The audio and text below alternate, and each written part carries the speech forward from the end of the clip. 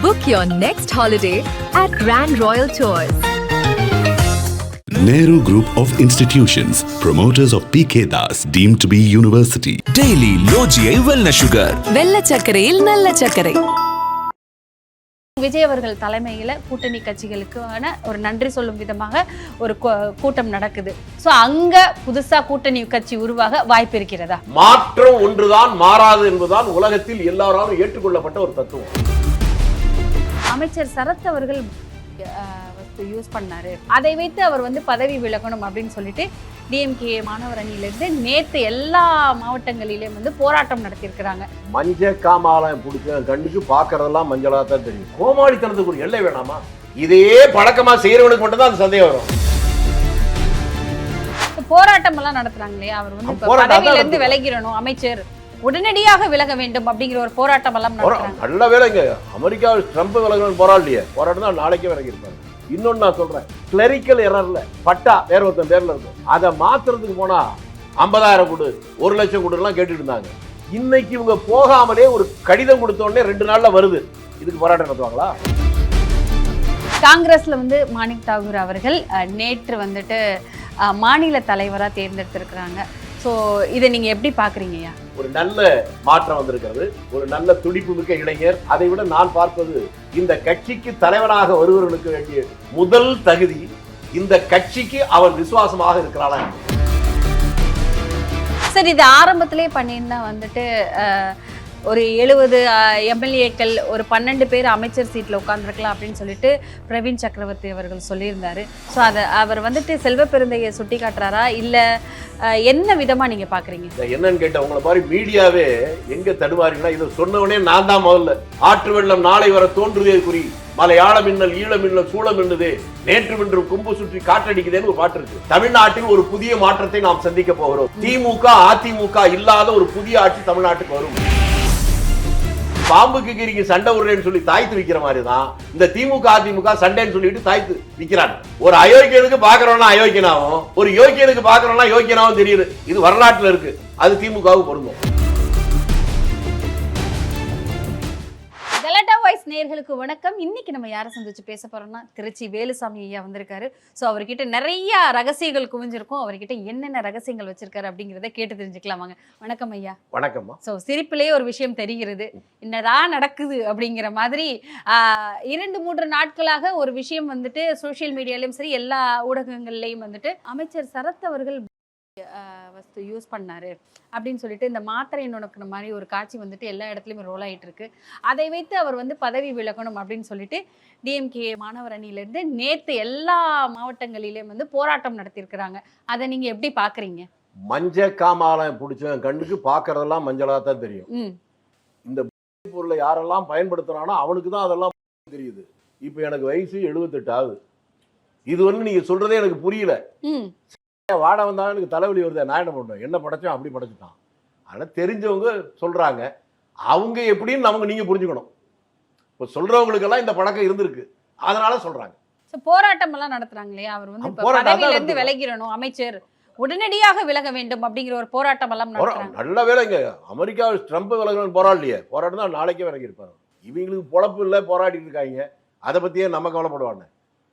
நான் என்ன உங்களை கேட்கிறேன், இன்னொருத்தர் சொன்னா ஒவ்வொரு ஸ்கூல் ரெனியூவலுக்கும் 25 லட்ச ரூபா வாங்கிட்டு தான் கொடுத்துக்கிட்டு இருந்தாங்க. இந்த ஆட்சி வந்த உடனே ரினியூவலுக்கு தயாரா இருந்த 1000க்கு மேற்பட்ட ஸ்கூலுக்கு கேட்காமலே ரினியூவல் ஆர்டரே வீட்டு தேடி வந்து சொன்னாங்க. கண்டிப்பா சார், அதுக்கு அவங்கள போராட்டம் பண்ண சொல்லுங்க. இன்னொன்னு நான் சொல்றேன், கிளரிக்கல் எரர்ல பட்டா வேற ஒருத்தன் பேர்ல இருக்கும். நீங்க தமிழ்நாட்டில் கிராமங்கள்ல போனீங்கன்னா தான் உங்களுக்கு புரியும். கண்டிப்பா அதை மாத்துறதுக்கு போனா 50,000 கொடு 1 லட்சம் கொடுலாம் கேட்டுட்டு இருந்தாங்க. இன்னைக்கு இவங்க போகாமலே ஒரு கடிதம் கொடுத்த உடனே 2 நாள்ல வருது. இதுக்கு போராட்டம் நடத்துவாங்களா?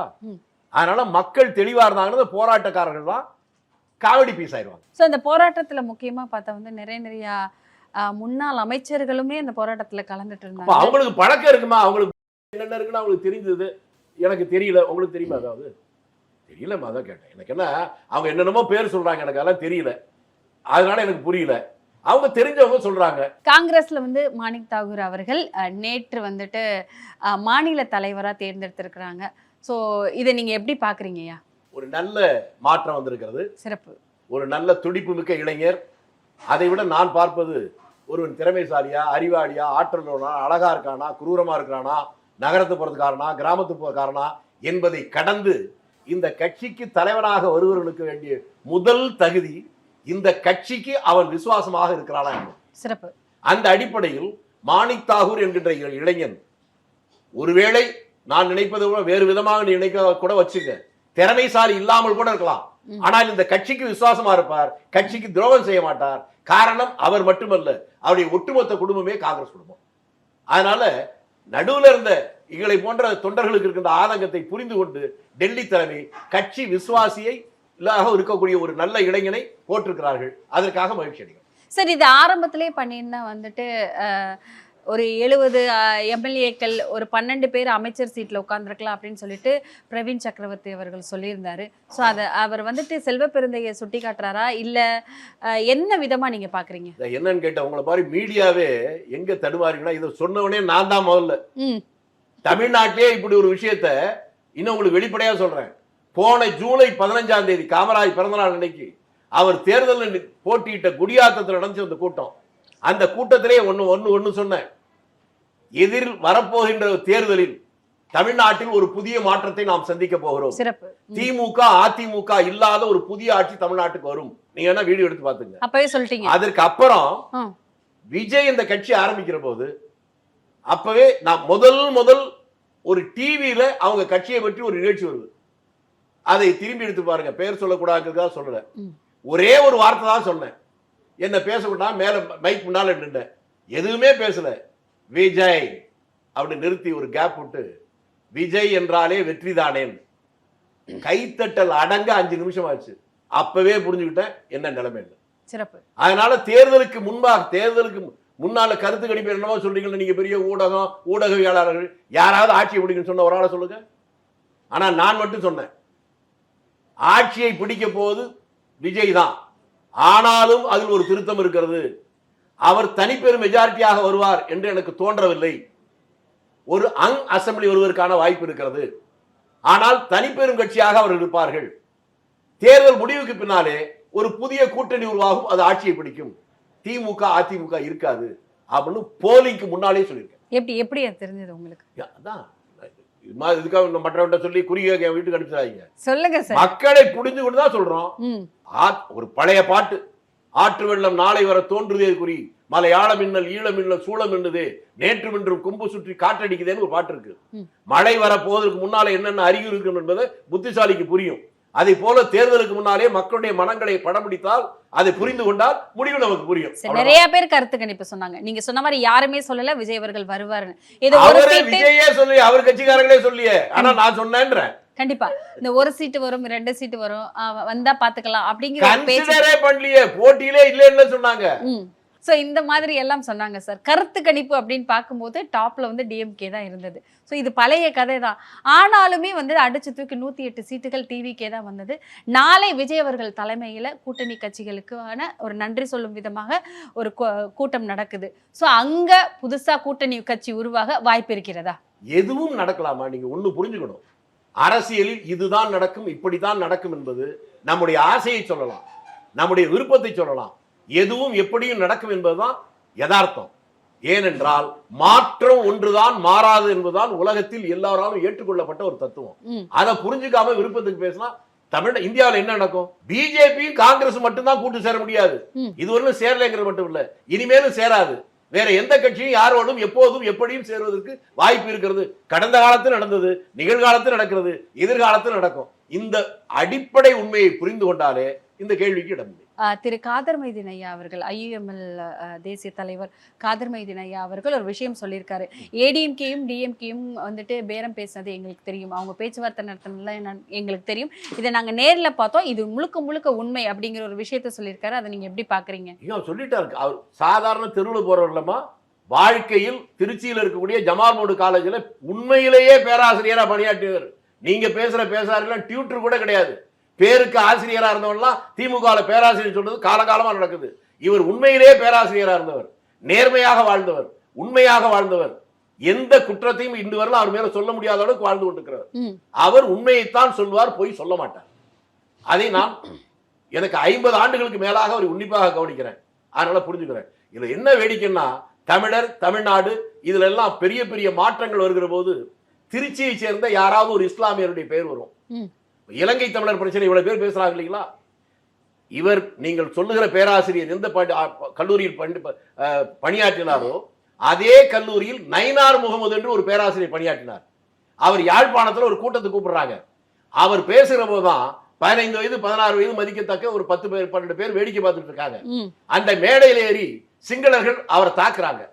அதை பார்த்த உடனே ஏன் இப்படி பண்றாங்கன்னு அதை எதிர்த்து அந்த உணர்வை உருவாக்கி கொண்டு அன்றைக்கு உருவானது ஒரு சின்ன குழு.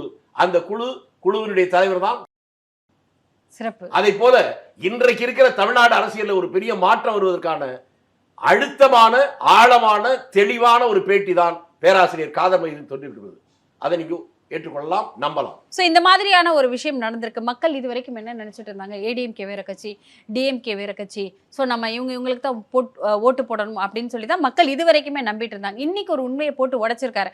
அப்போ ஒன்னு ஜெயிச்சா நீ ஜெயிக்கணும், இல்லைன்னா நான் ஜெயிக்கணும் அப்படிங்கிற ஒரு தொனியில தான் அவங்க போயிட்டு இருந்திருக்காங்களா? ஏமா உங்களுக்கு தெரியாம இப்பெல்லாம் நாங்க சின்ன பிள்ளையா இருக்கும் போது எங்க ஊர்ல எல்லாம் சென்னையில உண்டு, திருச்சியில அந்த குறிப்பா அந்த தெப்பவளத்தை சுத்தி இருக்கிற இடத்துல திடீர்னு ஒரு 10 பேர் சேர்ந்து கூடுவான், டம் டும்னு அடிப்பான். கிராமத்துக்காரெல்லாம் 10 பேர் சேருவான், பாம்புக்கு கீரிக்கு சண்டை விடுறேன்பான். அதை பார்த்து வேடிக்கை பார்ப்போம். அது முடிகிற போது 4 நாள் கொடுங்க தாய் நிற்பான். போறவன் வயிறு கைக்கு பயந்து தாய் போயிடுவாங்க. அது மாதிரி பாம்புக்கு கீரிக்கு சண்டை விடுறேன்னு சொல்லி தாய்த்து விற்கிற மாதிரி தான் இந்த திமுக அதிமுக சண்டைன்னு சொல்லிட்டு தாய்த்து விற்கிறாங்க. அதனால அதை விவரம் தெரிஞ்சவங்க என்ன மாதிரி ஆடலாம், அது எங்களுக்கு புரியுது, நீங்களும் புரிஞ்சுக்குவீங்க நம்புறேன். கண்டிப்பா நீங்க சொன்ன எல்லாருக்குமே புரியும் ஐயா. இப்ப சட்டசபையில விஜய் அவர்கள் பேசின பேச்சு, சொன்ன குட்டி ஸ்டோரி, அதெல்லாம் நீங்க எப்படி பாக்குறீங்க? எப்படியும் பார்த்திருப்பீங்க, அங்க எல்லாருமே வெளிநடப்பு செஞ்சது, இந்த விஷயத்தெல்லாம் நீங்க பார்த்திருப்பீங்க. அதுல இருந்து உங்களுக்கு என்ன தோணுது? இதுக்கப்புறம் என்ன நடக்க போகுதுன்னு உங்களுக்கு தோணுது? ஒண்ணும் இல்லம்மா, எதுவுமே நடக்காதுன்னு எனக்கு தெரியுது. அசம்பிளில ஒண்ணும் நடக்க போறது இனிமே யாரும் எதிர்த்து பேசவே மாட்டான். முதல் நாள் என்னமா இருந்துச்சு, எனக்கு கோமாளித்தனத்துடைய உச்சம். 75 ஆண்டுகளாக இருந்த கட்சி ஆரம்பிச்சுன்னு சொல்றேன். நாங்க உலக அரசியலே படிச்சோம்னு சொல்றேன். கவர்னருடைய பதிலேறி வருகிற போது எடுத்தோடனே முன்னாலே முதல் மந்திரி பதில் சொல்லுவாரு, விவாதம் முடிஞ்சாலும் பதில் சொல்லுவாரு. கண்டிப்பா விவாதம் ஆரம்பிக்கிறதுக்கு முன்னாலே முதலமைச்சரே வாயை திற அப்படி பேஜ் வச்சுட்டு போன புத்திசாலிகள் மேதைகள் திமுக காரங்க உள்ள தந்தானுங்க. அவர் பேச எந்திரிச்சாருல, அவர் தான் பேச போறாரு. நீ பேசுதான் சொன்ன, எல்லாம் வெளிநடப்பு பண்ணிட்ட. உனக்கு பேசணுமா பேசக்கூடாதா? பேசினா வெளியே போயிடுறாங்க, பேசலைன்னா ஏன் பேசலன்னு கேக்குறாங்க. தெளிவா புரிஞ்சுக்கிட்டோமா? என்ன செஞ்சாலும் அதை குறை சொல்றதுதான் திமுக. அவனும் செய்ய மாட்டான், செய்யறவனே விட மாட்டான். ஸோ இந்த மாதிரியான நிலைப்பாடுகள் நடந்துட்டு இருக்கும் போது நிறைய அரசியல்ல நிறைய மாற்றங்கள் வருது. இப்ப கூட 2 நாட்களுக்கு முன்னாடி ஒழிக்கணும் அப்படின்னு சொல்லிட்டு சிஎம் அவர்கள் மாரத்தான் போனாரு. மாணவர்கள் நிறைய பேர் இந்த சிக்கிக்கிறாங்க, இந்த இருந்து வெளிவரணும் அப்படின்னு போயிட்டு இருக்கும்போது அதே நேரத்தில் ஒரு அமைச்சர் அவர்களை பொருளை யூஸ் பண்ணியிருக்கிறாரு, அது காணொலி வெளியே வந்திருக்கு அப்படின்னு சொல்லிட்டு ஒரு பெரிய குற்றச்சாட்டை தாவேக்கா மேல வைக்கிறாங்க. அதை நீங்க எப்படி பாருங்க? நான் என்ன சொல்றேன்னா, ஒரு வீடியோல ஏதோ ஒரு மாத்திரையை நசுக்கிற மாதிரி கத்து போடுறாங்க. உங்களுக்கு அது போதன்னு தெரியுமா? எனக்கும் தெரியாது. இதையே பழக்கமா செய்யறவனுக்கு மட்டும் தான் அந்த சந்தேகம் வரும். அதான் நான் முன்னால சொன்னேன், மஞ்ச காமால பிடிச்சவன் கண்ணுக்கு பாக்குறதெல்லாம் மஞ்சளா தெரியும். ஏன்னா நீ அயோக்கியன். ஒரு நல்ல குடும்பத்து பொண்ணு பாக்குறவங்க எல்லாரும் நல்லவன்னு நினைக்கும். தப்பான பொண்ணுங்க பாக்குற யாரை பார்த்தா இவன் மூஞ்சிய பார்த்தா ஒரு மாதிரி இருக்கு அப்படிம்பாங்க. இது மாதிரி தான் அவருடைய மனோநிலை எப்படி இருக்கோ அதுக்கு தகுந்த மாதிரி மற்றவங்க நினைப்பாங்க. அவருடைய புத்தி அவ்வளவுதான். இதுக்கு நீங்க இலக்கிய ரீதியா சொன்னா தர்மனையும் துச்சாதனையும் கூப்பிடுறாரு, வெளியே சுத்திட்டு வாங்க, நல்லவங்க யாரு கெட்டவங்க யாருன்னு. தர்மம் வந்தானா, எங்க கெட்டவங்க எவ்வளவு பேருன்னு? யாருமே கெட்டவங்களே எனக்கு தெரியல, எல்லாருமே நல்லவங்களா தான் எனக்கு தெரியுது. துச்சாதனம் வந்தானா, வந்தோடனே நல்லவங்க யாருன்னு ஏங்கன்னு ஒருத்த கூட நல்லவனே எல்லாம் அயோக்கியனா. ஒரு அயோக்கியனுக்கு பாக்குறவனா அயோக்கியனாவும், ஒரு யோக்கியனுக்கு பாக்குறவனா யோக்கியனாவும் தெரியுது. இது வரலாற்றுல இருக்கு. அது திமுகவுக்கு பொருந்தும். இவங்க அயோக்கியனுங்க, அதனால பாக்குறதெல்லாம் அப்படி தோணுது. திரு சீமான் அவர்கள் அம்பாசமுத்திரத்துல பொது வேட்பாளரா அறிவிக்க போறதா தகவல் வந்திருக்கு. அதை நீங்க எப்படி பார்க்கறீங்க? அறிவிச்சா என்ன தகவல் யாருமா சொன்னாங்க எனக்கு புரியல சார். மீடியாக்கள்ல தான் சார் வந்து மீடியாங்கிற பேர்ல அதாவது பிளான் ஸ்டோரின்னு அப்ப சொல்லுவோம். இப்ப மாதிரி இல்ல, வெறும் பேப்பர்ல. அது மாதிரி மீடியாவில் கையில வச்சுக்கிட்டு பல பேரு அதை விலைக்கு வாங்கிட்டே சில கட்சிகள் இந்த மாதிரி இதை கிளை போடுறது. நாங்களும் கூட கேள்விப்பட்ட மீடியாவில் என்ன சொன்னாங்க, நேற்று ராத்திரி எனக்கு சொன்னாங்க, என்ன சொன்னாங்க, அமெரிக்க ஜனாதிபதியை பயந்துட்டு இருக்கிறாராம். ஏன்னு தெரியுமா? எதை கேட்டு பயந்துருக்காரு? சீமான் அங்க வந்து அமெரிக்காவில் அழைத்து போட்டி போட போறான்னு சொன்னதுனால ட்ரம்பே பயந்துட்டு இருக்கிறாராம். கோமாளித்தனத்துக்கு ஒரு எல்லை வேணாமா? அம்பாசமுத்திரம் என்ற ஒரு ஊரில் தான் 3 முறை ஒருவர் சட்டமன்ற உறுப்பினர் வந்தார். அவருடைய பெயர் கோமதி சங்கர தீட்சிதர். 57 தேர்தலுக்கு முன்னால முதலமைச்சராக இருந்த காமராஜர் திருநெல்வேலிக்கு போறார். தேர்தல் வரப்போகுது. திடீர்னு நினைச்சுக்கிட்டு அங்க இருக்க தாசில்தாரை கூப்பிட்டு ஒரு ஏதோ சொல்றாரு. ஒரு 15 நிமிஷம் கழிச்சு ஆமா இருக்கிறாருங்கன்றாங்க. உடனே எழுந்து போறார். அங்கிருந்து அம்பாசமுத்திரம் போறார். ஒரு சின்ன குடிசைக்கு முன்னால அவருடைய கார் நிக்குது, முதலமைச்சர் கார். உள்ள ஒருத்தர் துண்டை கட்டிட்டு வெளியே வர்றவரு, என்ன காமராஜ் என் வீட்டுக்கு வந்திருக்கேன்னு கேட்கிறாரு. உன்னை இவர் அவரை பார்த்தா, ஐயரே உங்களை நான் பார்க்க நான் தான் வரணும், என்ன பார்த்த நீங்க வரக்கூடாது. என்ன சொல்ற எனக்கு புரியல, எதுக்காக வந்திருக்க? இல்ல ஐயரே இந்த தேர்தல் வரப்போகுது, தேர்தல் இந்த தொகுதியில் நீங்க எலெக்ஷன் நிக்கணும். அதுக்கு அவர் சொல்றாரு, என்ன காமராஜ் அப்பெல்லாம் ஓட்ட கால்னா உங்களுக்கு தெரியுமா என்னன்னு தெரியாது, கால்னாவுக்கு ஓட்ட கால்னான்னு சொல்லுவாங்க. என்கிட்ட ஓட்ட கால்னா கூட இல்லை, நான் போய் தேர்தலில் நிற்க முடியுமான்னு. அதற்கு காமராஜ் சொன்ன அந்த ஒரு வாசகம் இருக்கு, அதுதான் தமிழ்நாட்டில் இருக்கக்கூடிய ஒவ்வொரு மனதில் நிறுத்திக் கொள்ள வேண்டியது. உங்களை போல இந்த தேசத்திற்காக உழைத்த உண்மையான தியாகிகள் இந்த பதவிக்கு வராவிட்டால், நீங்கள் ஒதுங்கி போனால் தவறான மனிதர்கள் வந்து அமர்ந்துருவாங்க, நாடு நாசமா போயிடும். ஏன் சொன்னாரு தெரியுமா உங்களுக்கு? அந்த குடிசை கூட புறம்போக்கு இருந்த குடிசை. அந்த குடிசையிலிருந்து வந்த ஒரு பேர் தான் கோமதி சங்கர தீட்சிதர். இந்த அடிமை இந்தியாவிலே சுதந்திரத்துக்காக போராடுற போது அவர் ஒரு பிராமணர், சட்டை கிடையாது, ஒண்ணும் கிடையாது, கையில ஒரு சின்ன தட்டு மட்டும் வச்சிருப்பாரு, ஒரு போர்வை வச்சிருப்பாரு. ஊர் ஊரா போய் மகாத்மா காந்திக்கு ஜே, நாட்டுக்கு சுதந்திரம் வேணும் கோஷம் போட்டு போயிட்டு இருப்பாரு. எந்த ஊர்ல இருட்டு நேரத்துக்கு போறாரோ அங்க தலையில முக்காடு போட்டுக்கிட்டு, அம்மா பிச்சை சாதம் போடுங்க அப்படி பிச்சை எடுப்பது. பிச்சை எடுத்து நாட்டுக்கு பாதி சாப்பிட்டு பாதி மிச்சம் வச்சிருந்து மரத்தடியில தூங்கிட்டு அடுத்த நாள் காலையில பாதி சாப்பாடு சாப்பிட்டு திரும்ப சுதந்திரத்துக்காக போராடியவர். அப்படி போராடிய ஒரு தியாகி தான் அந்த கோமதி சங்கர தீட்சிதர். அவரை காமராஜருக்கு அடையாளம் தெரிந்ததால் அவரை அழைத்து வந்து தேர்தலில் நிறுத்துறார். ஒரு காசு கூட செலவு பண்ணாலும் அவருடைய நேர்மைக்காக மக்கள் ஓட்டு போட்டாங்க. அதனுடைய விளைவு 3 தடவை எம்எல்ஏ ஆனதுக்கு பின்னாலேயும் அவருக்கு சொந்த வீடே இல்லை. சிறப்பு சார். அதை போல மக்கள் தேட வேண்டும். நிக்கிற வேட்பாளர் எந்த சின்னம் நிறுத்தா, அந்த கழுதை நிறுத்தாலும் ஓட்டு போடுவேன்னா கழுதை தான் நிற்கும். கட்சிக்கார வேண்டாம், கட்சியை யோசிக்கட்டும். பொதுமக்கள் நிக்கிற வேட்பாளர் யார் நல்லவன் யார் பரவாயில்ல அப்படி யோசிக்க ஆரம்பிச்சுட்டா எல்லா கட்சியும் யோக்கியம் நிறுத்தும், அரசியலே புனிதப்படும். அந்த மாற்றம் என்பது மக்கள் மத்தியிலிருந்து தான் வர முடியும். அதைத்தான் இந்த பேட்டியின் வாயிலாக தமிழக மக்களுக்கு வேண்டுகோள் வைக்கிறேன். சிறப்பு சார். நிறைய விஷயங்கள் ரொம்ப சிறப்பாக சொன்னீங்க. தெரியாத விஷயங்களும் சொன்னீங்க. இன்னும் எப்பப்போ வாய்ப்பு கிடைக்குதோ அப்பெல்லாம் மக்களுக்கு நிறைய விஷயங்கள் எடுத்து சொல்லிட்டே இருப்போம். தொடர்ந்து பேசுவோம். நன்றி. நன்றி, வணக்கம். Book your next holiday at Grand Royal Tours. Nehru Group of Institutions, promoters of PK Das, deemed to be university. Daily Logie Wellness Sugar. வெள்ளை சர்க்கரையில் நல்ல சர்க்கரை.